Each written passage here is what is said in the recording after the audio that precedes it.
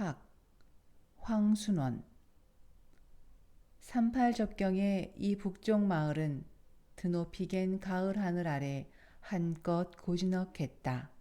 주인 없는 집 봉당에 흰 박통만이 흰 박통만을 의지하고 굴러 있었다.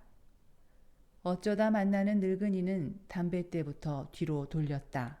아이들은 또 아이들대로 멀찌감치 서 미리 길을 비켰다. 모두 겁에 질린 얼굴들이었다. 동네 전체로는 이번 동란에 깨어진 자국이라곤 별로 없었다. 그러나 어쩐지 자기가 어려서 자란 옛 마을은 아닌성 싶었다. 뒷산 밤나무 기슭에서 성삼이는 발걸음을 멈추었다. 거기 한 나무에 기어 올랐다. 귓속 멀리서 요놈의 자식들이 또 남의 밤나무에 올라가는구나 하는 혹부리 할아버지의 고함 소리가 들려왔다. 그 혹부리 할아버지도 그새 세상을 떠났는가? 몇 사람 만난 동네 늙은이 가운데 되지 않았다.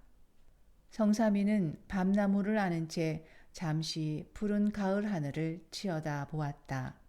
흔들지도 않은 밤나무 가지에서 남은 밤송이가 저 혼자 아람이 벌어져 떨어져 내렸다.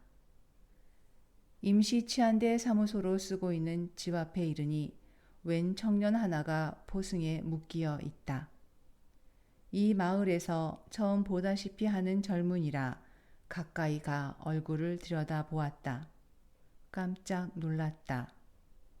바로 어려서 단짝 동무였던 덕재가 아니냐. 천태에서 같이 온 치안대원에게 어찌된 일이냐고 물었다. 농민동맹 부위원장을 지낸 놈인데 지금 자기 집에 잠복해 있는 걸 붙들어 왔다는 것이다. 성삼이는 거기 봉당 위에 앉아 담배를 피워 물었다. 덕재를 청당까지 호송하기로 되었다. 치안대원 청년 하나가 데리고 가기로 했다. 성삼이가 다 탄 담배 꼬투리에서 새로 담뱃불을 댕겨가지고 일어섰다. 이 자식은 내가 데리고 가지요. 덕재는 한결같이 외면한 채 성삼이 쪽은 보려고도 하지 않았다. 동구 밖을 벗어났다. 성삼이는 연거푸 담배만 피웠다. 담배 맛은 몰랐다. 그저 연기만 기껏 빨았다 내뿜곤 했다. 그러다가 문득 이 덕재 녀석도 담배 생각이 나려니 하는 생각이 들었다. 어려서 어른들 몰래 담모퉁이에서 호박잎 담배를 나눠 피우던 생각이 났다. 그러나 오늘 이놈에게 담배를 권하다니 될 말이냐. 한 번은 어려서 덕재와 같이 혹부리 할아버지네 밤을 훔치러 간 일이 있었다. 성삼이가 나무에 올라갈 차례였다. 벼랑간 혹부리 할아버지의 고함 소리가 들려왔다. 나무에서 미끄러져 떨어졌다. 엉덩이에 밤송이가 찔렸다. 그러나 그냥 달렸다. 혹부리 할아버지가 못 따라올 만큼 멀리 가서야 절로 눈물이 찔끔거려졌다. 덕재가 불쑥 자기 밤을 한 줌 꺼내어 성삼이 호주머니에 넣어주었다. 성삼이는 새로 불을 댕겨문 담배를 내던졌다. 그러고는 이 덕재 자식을 데리고 가는 동안 다시 담배는 붙여 물지 않으리라 마음 먹는다. 고갯길에 다다랐다. 이 고개는 해방전전해 성삼이가 38 이남 천태 부근으로 이사 가기까지 덕재와 더불어 늘 꼴배러 넘나들던 고개다. 성삼이는 와락 저도 모를 화가 치밀어 고함을 질렀다. 이 자식아, 그동안 사람을 몇이나 죽였냐? 그제야 덕재가 힐끗 이쪽을 바라다 보더니 다시 고개를 거둔다. 이 자식아, 사람 몇이나 죽였어? 덕재가 다시 고개를 이리로 돌린다. 그러고는 성삼이를 쏘아본다. 그 눈이 점점 빛을 더해가며 제법 수염발 잡힌 이번저리가 실룩거리더니 그래, 너는 사람을 그렇게 죽여봤니? 이 자식이. 그러면서도 성삼이의 가슴 한복판이 환해짐을 느낀다. 막혔던 무엇이 풀려내리는 것만 같은. 그러나 농민동맹 부위원장쯤 지낸 놈이 왜 피하지 않고 있었어? 필시 무슨 사명을 맡고 잠복해 있는 거지? 덕재는 말이 없다. 바른 대로 말해라. 무슨 사명을 띠고 숨어 있었냐? 그냥 덕재는 잠잠히 걷기만 한다. 역시 이 자식 속이 꿀리는 모양이구나. 이런 때 한번 낯짝을 봤으면 좋겠는데 외면한 채 다시는 고개를 돌리지 않는다. 성삼이는 허리에 찬 권총을 잡으며 변명은 소용없다. 영락없이 넌 총살감이니까. 그저 여기서 바른 대로 말이나 해봐라.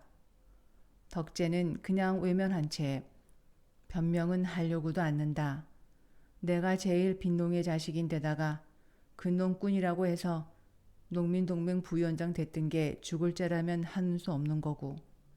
나는 예나 이제나 땅 파먹는 재주밖에 없는 사람이다. 그리고 잠시 사이를 두어 지금 집에 아버지가 알아누웠다. 벌써 한 반년 된다. 덕재 아버지는 호라비로 덕재 하나만 데리고 늙어오는 빈농꾼이었다. 7년 전에 벌써 허리가 굽고 검버섯이 돋은 얼굴이었다. 장가 안 들었냐? 잠시 후에 들었다. 누와? 꼬맹이와. 아니, 꼬맹이와? 재미있다. 하늘 높은 줄 모르고 땅 넓은 줄만 알아 키는 작고 똥똥하기만 한 꼬맹이. 무던히 새침대기였다. 그것이 얄미워서 덕재와 자기는 번번이 놀려서 울려주곤 했다.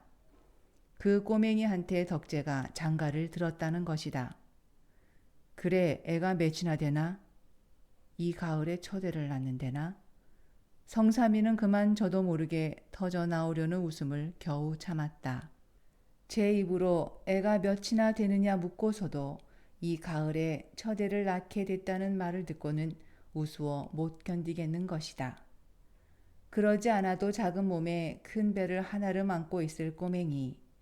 그러나 이런 때 그런 일로 웃거나 농담을 할 처지가 아니라는 걸 깨달으며 하여튼 네가 피하지 않고 남아있는 건 수상하지 않어? 나도 피하려고 했었어. 이번에 이남서 쳐들어오면 사내란 사낸 모조리 잡아 죽인다고. 17에서 40살까지의 남자는 강제로 북으로 이동하게 됐었어. 할 수 없이 나도 아버지를 얻고라도 피난 갈까 했지. 그랬더니 아버지가 안 된다는 거야. 농사꾼이 다 지어 놓은 농사를 내버려 두고 어딜 간단 말이냐고. 그래, 나만 믿고 농사일로 늙으신 아버지의 마지막 눈이나마 내 손으로 감겨드려야겠고, 사실 우리같이 땅이나 파먹는 것이 피난 간대자 별 수 있는 것도 아니고. 지난 6월 달에는 성삼이 편에서 피난을 갔었다.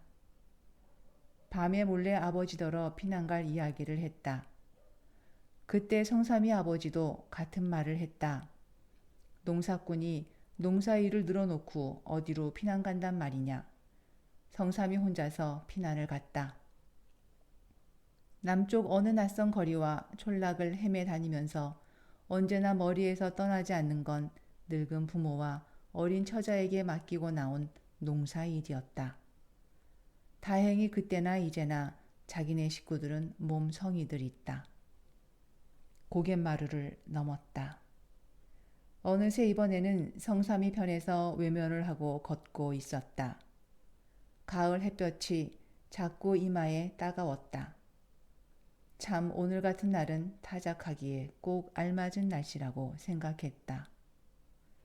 고개를 다 내려온 곳에서 성삼이는 주춤 발걸음을 멈추었다.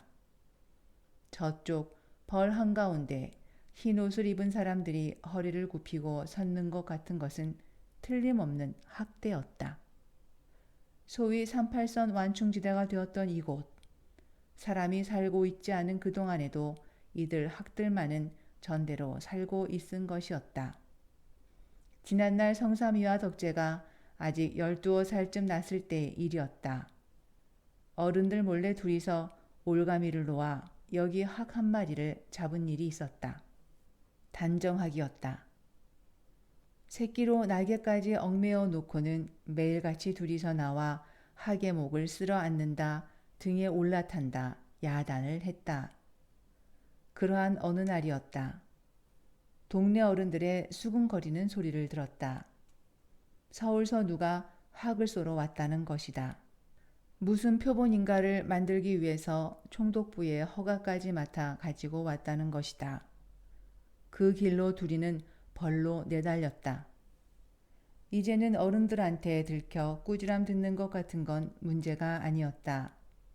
그저 자기네의 학이 죽어서는 안 된다는 생각뿐이었다. 숨 돌릴 겨를도 없이 자풀새를 기어 학 발목에 올가미를 풀고 날개에 새끼를 끌렀다. 그런데 학은 잘 걷지도 못하는 것이다. 그동안 얽매여 시달렸던 탓이리라. 둘이서 학을 마주 안아 공중에 투쳤다. 벼랑간 총소리가 들렸다. 학이 두서너 번 날개짓을 하다가 그대로 내려왔다. 맞았구나. 그러나 다음 순간 바로 옆 풀숲에서 펄럭 단정학 한 마리가 날개를 펴자 땅에 내려앉았던 자기네 학도 긴 목을 뽑아 한번 울음을 울더니 그대로 공중에 날아올라 두 소년의 머리 위에 동그라미를 그리며 저쪽 멀리로 날아가 버리는 것이었다. 두 소년은 언제까지나 자기네 학이 사라진 푸른 하늘에서 눈을 뗄 줄을 몰랐다. 예, 우리 학사냥이나 한번 하고 가자. 성삼이가 불쑥 이런 말을 했다. 덕재는 무슨 영문인지 몰라 어리둥절해 있는데 네, 이걸로 올가미를 만들어 놓을게. 너 학을 몰아오너라. 포승줄을 풀어 쥐더니 어느새 자풀새로 기는 걸음을 쳤다.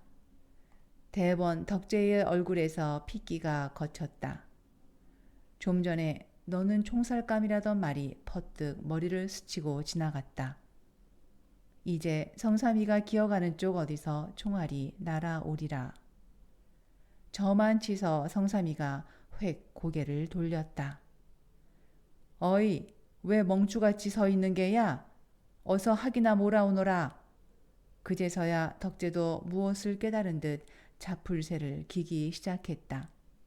때마침 단정학 두세 마리가 노푸른 가을 하늘에 큰 날개를 펴고 유유히 날고 있었다.